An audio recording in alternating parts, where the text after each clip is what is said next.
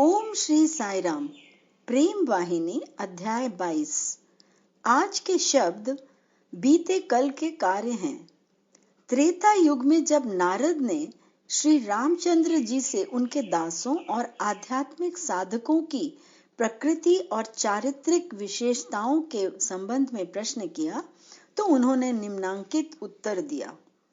हे नारद, सुनो, जो मेरे दास होते हैं वे प्रेम से पूर्ण होते हैं। वे सदा धर्म की मर्यादा का पालन करने वाले सत्यवादी होते हैं। उनके हृदय करुणा से द्रवित होने वाले होते हैं। वे अन्याय से रहित होते हैं और पाप से बचते रहते हैं। उनकी प्रकृति सुदृढ़ होती है। वे सर्वस्व त्याग प्रसन्नता पूर्व कर सकते हैं। वे मित भोगी होते हैं। वे परोपकार में निस्वार्थ भाव से संलग्न रहते हैं और वे संशयों से ग्रस्त और चिंतित नहीं होते हैं। वे चाटुकारिता प्रिय नहीं होते हैं। वे दूसरों के सत् स्वभाव की प्रशंसा सुनने को सदा उत्सुक रहते हैं। उनका चरित्र सुंदर, दृढ़ और पवित्र होता है। साधक वे ही होते हैं जो ऐसे सद्गुण प्राप्त करने की सदा चेष्टा करते हैं और जिनका चरित्र ऐसा होता है। अब मैं तुम्हें उन लोगों की विषय में बताऊंगा जो मुझे प्रिय हैं। जो कोई भी जप, तप और व्रतों में लगा रहता है, जिसमें संयम नियम होते हैं, जिसमें निष्ठा, धैर्य, दयालुता, आनंद और सहधर्मी होने की भावना तथा मेरे प्रति शुद्ध प्रेम भाव होता है, वह मेरा प्रिय है। अब मेरे वास्तविक भक्तों के विषय में सुनो।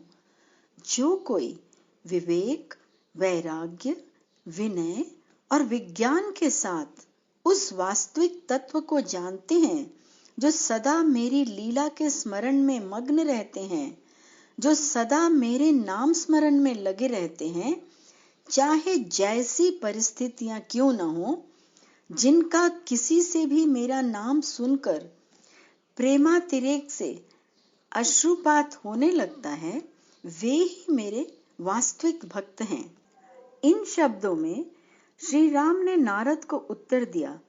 इसलिए जो पवित्र भक्ति भाव से भगवान की आराधना और चिंतन करते हैं, उनकी भगवान सब प्रकार से उसी प्रकार सदा रक्षा करते हैं, जैसे मां अपने शिशु की, गाय बछड़े की संकट में रक्षा करती है और पलक आंखों की स्वतः बिना किसी इच्छित प्रयास के रक्षा करते हैं। जब शिशु बड़ा होकर तरुण होता है तो फिर मां उसकी सुरक्षा की उतनी चिंता नहीं करती है। इसी प्रकार भगवान भी ज्ञानी की ओर बहुत ध्यान नहीं देते हैं। सगुण भक्त भगवान के लिए शिशु के समान होता है। इसलिए भगवान की शक्ति के अतिरिक्त उसके पास कोई शक्ति नहीं होती है। ज्ञानी को अपनी शक्ति ही पर्याप्त होती है।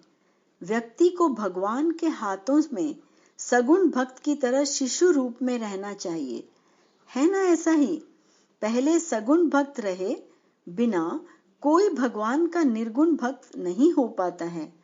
इसलिए भक्तों को मां की गोद में शिशु की भांति विकसित होना चाहिए। इसलिए ज्ञानी बनो, जो अपनी शक्ति पर निर्भर रह सकता है और स्वतंत्र हो जाता है। फिर भी दोनों की भक्ति का स्रोत एक ही है, मां। जो भक्ति के पथ के इस रहस्य को समझ जाते हैं, वे ही वास्तव में भाग्यशाली हैं। जो एकाग्र भक्ति का विकास कर लेते हैं और अपने चरित्र की विशिष्टताओं को सरल बना लेते हैं, जो भगवान की गोद में अपने आप को शिशु रूप में बदल लेते हैं और जो अपने द्वारा कृत हर कार्य को भगवत इच्छा अनुसार हुआ मानते हैं।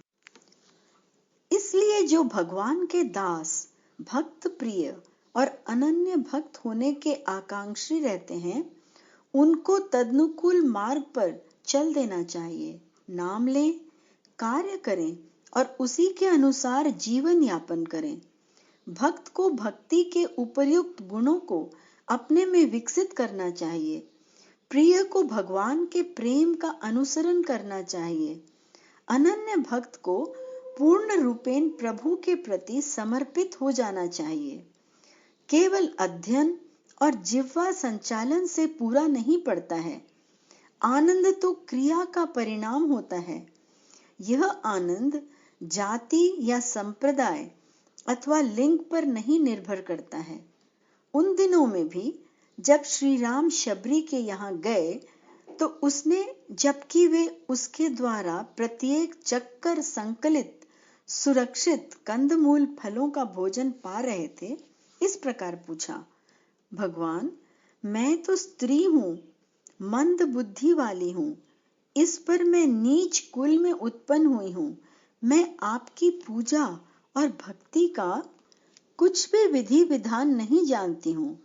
मैं आपकी स्तुति किस प्रकार करूं? तब श्री राम मुस्कुराए और उन्होंने उत्तर दिया, शबरी, मैं तो केवल भक्ति का नाता ही मानता हूं। यही मेरा उद्देश्य है। मुझे जाति संप्रदाय से कोई सरोकार नहीं है। भक्ति से शून्य होकर सामाजिक उच्च स्तर, धन और चरित्र का क्या मूल्य रह जाता है? वर्षा जल से रहित बादल के टुकड़े की तरह जो आशा में इधर उधर मंडराता फिरता है, भक्ति से रहित ये लोग भी चाहे जिस उच्च स्थिति, धन, जाति और शक्तिशाली ख्याति प्राप्त हो, वायु की दिशा अनुसार भ्रमित रहते हैं। भक्त मुझे नवधा भक्ति के द्वारा प्राप्त करता है। उनमें से प्रत्येक के द्वारा वह मुझको ही प्राप्त होता है।